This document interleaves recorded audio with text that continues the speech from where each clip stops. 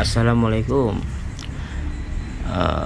Jumpa lagi dengan saya. Di sini saya akan sedikit berbagi, atau mungkin lebih bagusnya ya memberi sedikit saran kepada rekan-rekan petani semua.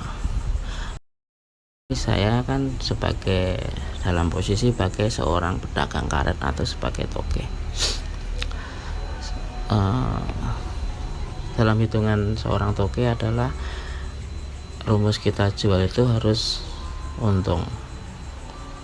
Nah, kalau melihat hari karet itu adalah barang yang ada susutnya, ada barang yang bisa dimasukkan selain unsur karet. Jadi di sini intinya seorang pedagang itu ada unsur judi. Nah, di sini ada kepentingan dari seorang pedagang yang harus untung dan seorang petani yang tidak mau dirugikan dari jerih payahnya. Akan mencoba untuk mensinkronkan supaya semuanya itu setelah saya bikin suatu gambaran atau mungkin saran ini menjadi gamblang semua, tidak ada saling curiga antara petani dengan seorang pedagang, karena di sini mempunyai kepentingan sendiri, antara yang jelas semuanya kepentingan dari segi ekonomi. Sekarang saya memberi gambaran kalau seorang petani merugi dalam artian bukan merugi dalam bentuk fisik, jadi beratnya modalnya tidak akan menghilang atau berkurang. Yang besar adalah jumlahnya berkurang, yang seharusnya sekian menjadi sekian nilainya. Tapi kalau seorang pedagang itu dari modal sekian merugi jadi sekian. Nah, jalan keluarnya gimana di sini biar tidak saling curiga? Dalam artian di sini adalah masalah untuk timbangan. Untuk timbangan ada katakanlah yang timbangan akal dan sebagainya. Saya sendiri tidak memungkiri ada timbangan akal itu, dan saya tahu timbangan akal seperti apa. Tapi di sini saya tidak akan menggurui rekan-rekan semua yang seorang pedagang atau toke. Tapi di sini saya akan mencoba untuk memberi sedikit saran. Saran saya adalah UPPP atau kelompok tani yang bagus, yang solid, yang mutu kualitas karetnya itu jelas. Jadi memudahkan untuk seorang toke itu untuk membeli. Dalam artian di sini rumus seorang pedagang adalah bawanya berapa menjadi berapa. Karena kalau untuk harga jelas sih pedagang sudah ada gambaran. Misal kalau saya seperti ini, saya jualnya sekian, katakanlah 10.000, modal kirim saya 200, susut saya sekian. Tebakan saya adalah sebenarnya kuncinya adalah di susut. Kalau susut saya meleset berarti saya rugi, karena kalau untuk di harga di pabrik untuk kadar K3-nya bisa dikatakan sudah dikunci sama pabrik. Tapi kalau susut nggak bisa dikunci sama pabrik, maka di sini judinya adalah disusut. Nah, kenapa saya bilang PP atau kelompok tani?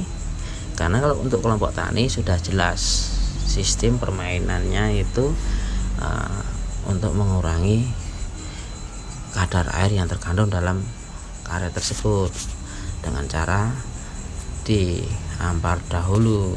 Itulah rumusnya, dan pembekunya sama serempak. Untuk kebersihannya jelas sudah dibina sama kelompok tani itu untuk kebersihannya.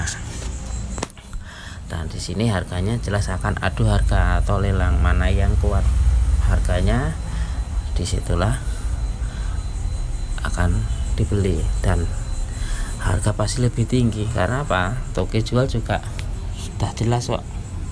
Katakanlah saya beli sekian, sudah jelas saya ada untung katakanlah berapa perak per kilonya.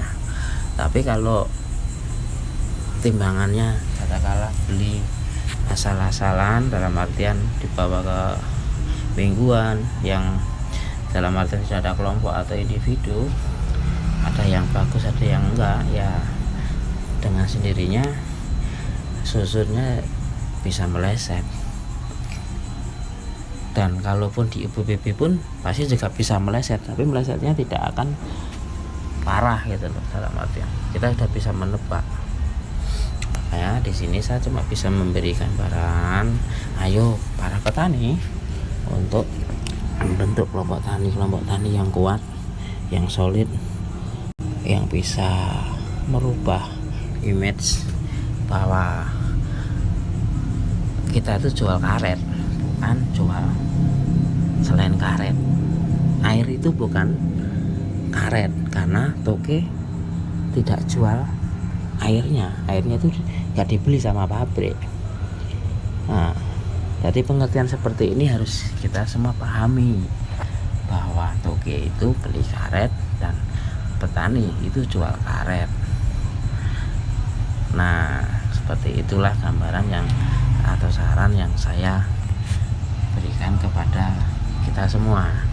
Dan kalaupun sudah terbentuk UPPB atau kelompok tani mau jual sendiri ke pabrik pun juga bisa sebenarnya, tapi akan terjadi sedikit kerepotan di sana.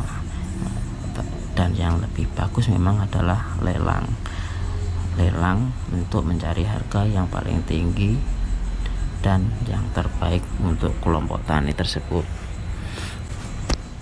Tadi itu dari semua ini adalah saya untuk para petani menyarankan adalah untuk mari kita bentuklah kelompok tani yang bagus, yang bisa menjual, bisa mengangkat semua harga tersebut. Nanti dengan sendirinya toko-toko pasti akan datang dengan berdoyong-doyong karena tahu kondisi karet tersebut yang bagus. Oke, cukup sekian video yang saya buat ini, semoga bermanfaat dan bisa untuk memacu kita semua untuk berusaha yang lebih baik. Akhir salam, wassalamualaikum warahmatullahi wabarakatuh.